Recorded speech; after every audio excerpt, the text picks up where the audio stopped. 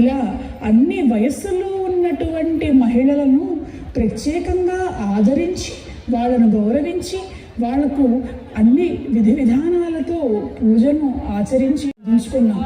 చిన్న పిల్లలతో మొదలు పెట్టుకొని బాలపూజ, కుమారి పూజ, కన్యా పూజ, సువాసిని పూజ. ధన్యవాదాలండి. మనమంతా చూస్తూ ఉన్నాం మాతాజీ శ్రీ శ్రీ శ్రీ శ్రీ రమ్యానంద భారతి మహాస్వామిని వారు ప్రతి ఒక్కరిని ఆప్యాయంగా పలకరిస్తూ ముందుకు సాగుతూ ఉన్నారు. ఈరోజు వారి 40వ జన్మోత్సవం. శ్రీ శక్తి పీఠం పీఠాధీశ్వరి శ్రీ శ్రీ శ్రీ రమ్యానంద భారతి మహాస్వామిని వారు. శక్తిపీఠం గురించి ఎంత చెప్పినా తక్కువే.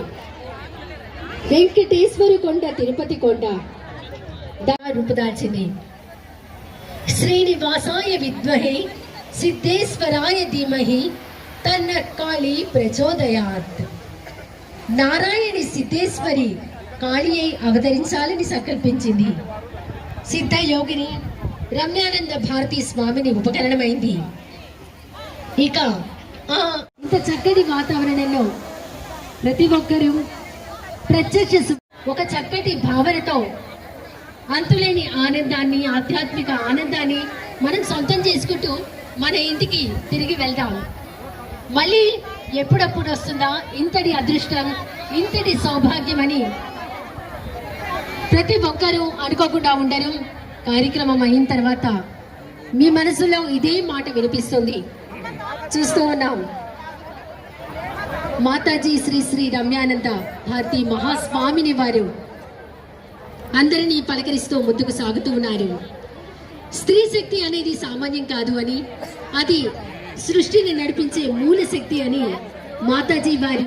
శ్రీమాత్రే నమః, శ్రీమాత్రే నమః, శ్రీమాత్రే నమః, శ్రీమాత్రే నమః.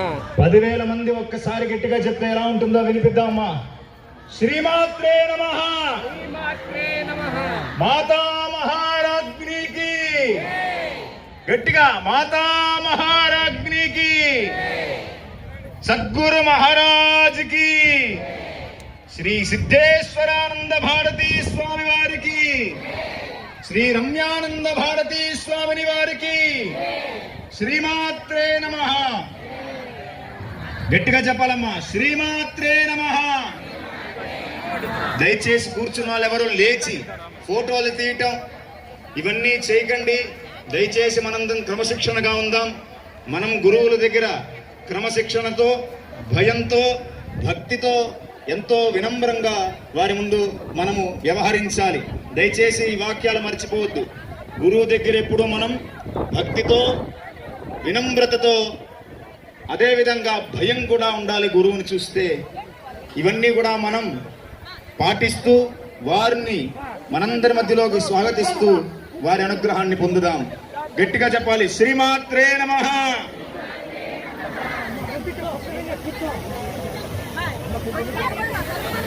మీరందరూ ఆ యొక్క సదవకాశంతో ప్రార్థన చేయండి. ఎవ్వరూ లేవద్దు, కదలొద్దు. మాతాజీ వారిని మనస్ఫూర్తిగా ప్రార్థన చేయండి. ఆ తల్లి మిమ్మల్ని అందరినీ కూడా సమానంగా అనుగ్రహిస్తుంది.